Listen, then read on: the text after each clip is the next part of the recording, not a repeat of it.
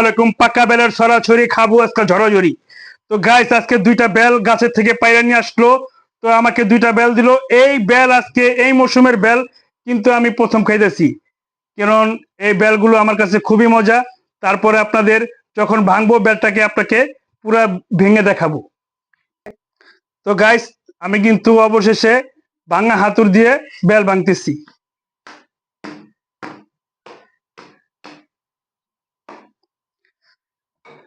Guys আলহামদুলিল্লাহ আলহামদুলিল্লাহ আমার বেলটা যাতে সুন্দর পাকা হয়।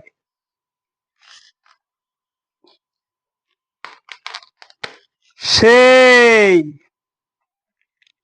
সেই স্বাদ আমাদের বেলটা কিন্তু খুবই স্বাদ হয়েছে। আর কালারটা দেখেন, গাছের বেল পাকলে যেরকম ঘ্রাণ কয় সেই ঘ্রাণ, সেই ঘ্রাণ, সেই মজা। দেখাও একটু, সেই স্বাদ।